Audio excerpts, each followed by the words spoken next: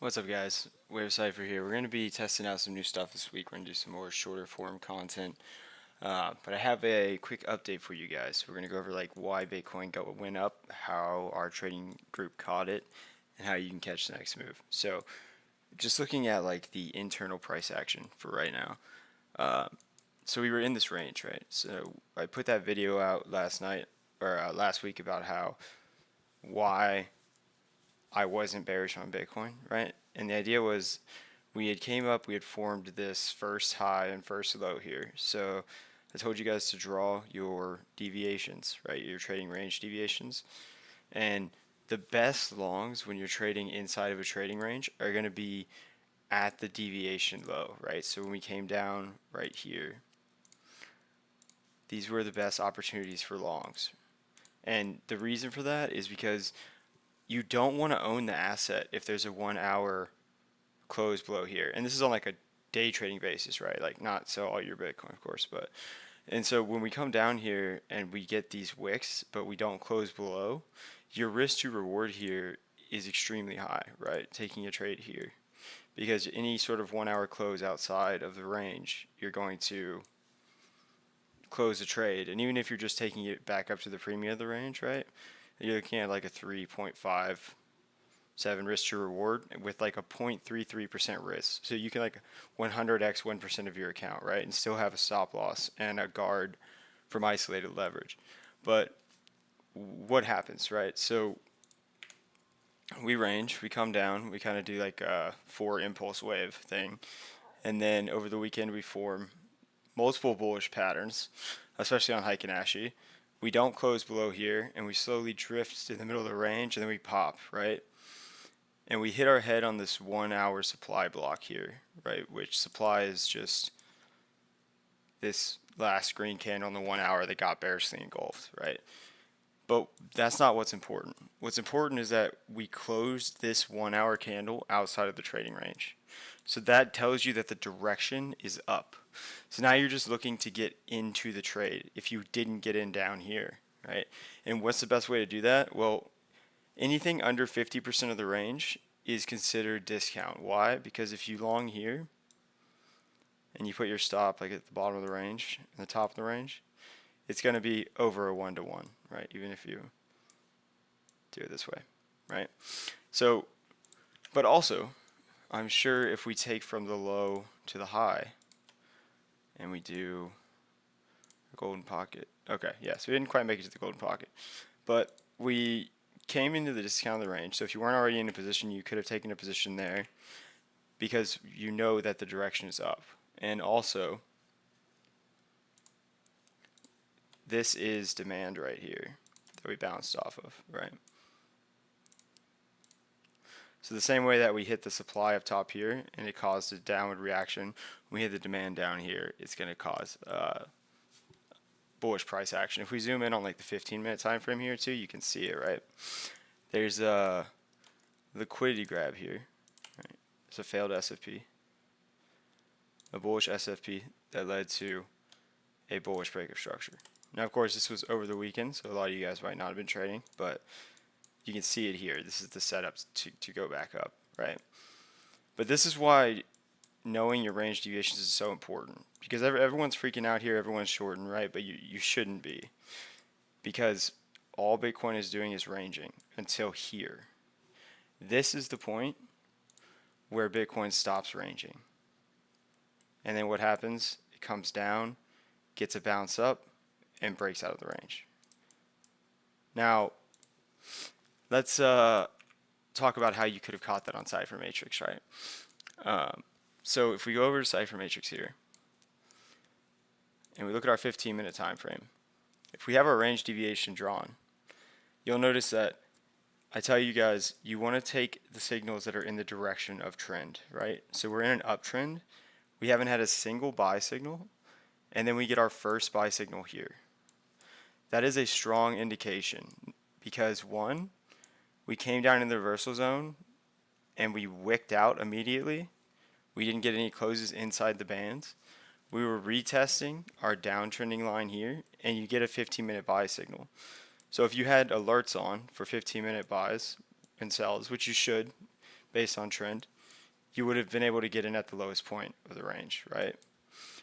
But and that applies to like you'll see the liquidity sweep here too, right? So we come down, we bounce out of the reversal band, but where the trend ribbon's still purple, we come above it. You guys know, whenever it's blue, you buy below. Whenever it's purple, you sell above, right? So it comes back down, sweeps this liquidity, gets bullish, gets 2 consecutive closes above, breaks structure. There's your indication to get in again if you didn't get in on the liquidity sweep. And also, it came down right to where the POC is. Literally right to where the automatic POC is.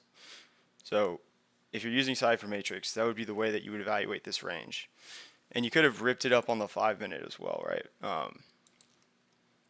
When it was doing this. Whenever you identify if the market is ranging or trending, if it's ranging, you're just looking to get in at the extremes of the range. And the cipher bands are really good at that. Like buy down here, sell up here, buy down here, buy down here. When it comes out of the range, you're targeting the reversal band. And yeah, it is pretty gnarly with ripping this range apart, right? Even over this, kind of sideways.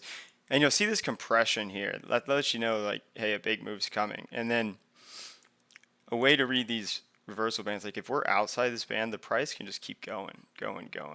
It's once we fall back in that we finally get our correction. And same thing going down. Like you're not shorting here, or I mean longing here. Sorry, you're waiting. Notice how the trend ribbon turns blue. It comes out. It retests. You get long. There's a liquidity sweep, right? So you have to be aware. But it marks. You would have had the marked out liquidity.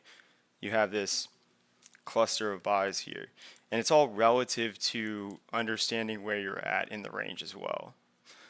And that 12-hour signal that we were talking about last week,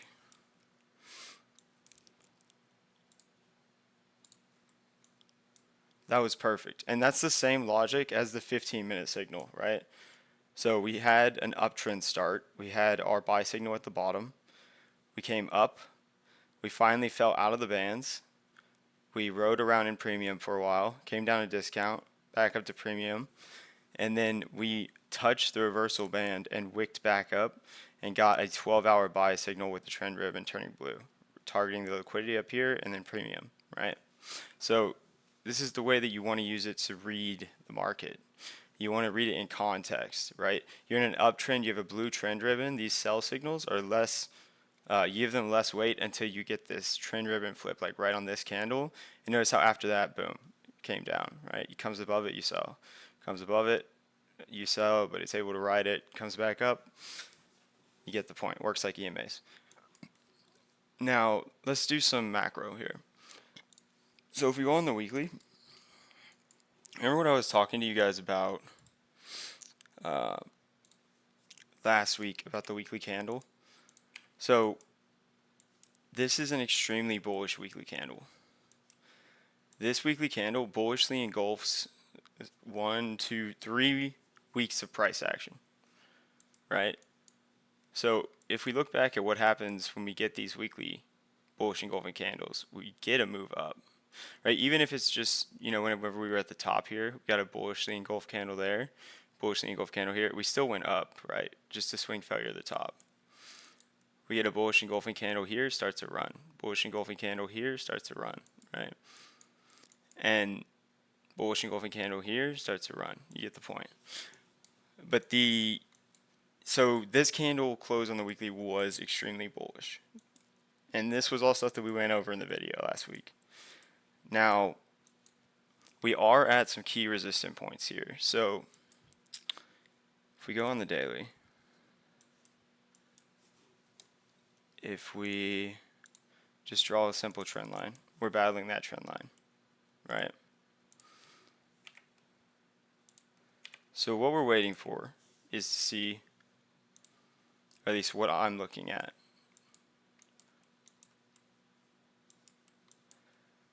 so we were in this range, we confirmed direction up. What are our targets, right? Well, our first target was the 1272, which we hit pretty much exactly here. So the next targets are 109.4, which is also the premium of the range, and then 110, and then yeah, we're looking at about like 110, and then we'll evaluate the new range from there, right? And if we take our targets from just this leg here to see if we get any confluence.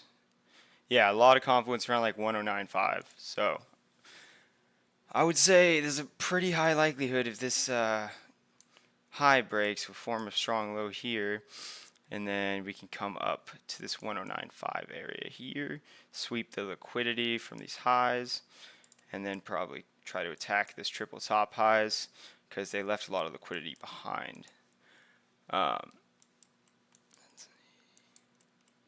Invalidations, right? Of course, if the 1 hour breaks structure, so we put in a new high here. This was our low. We just broke that.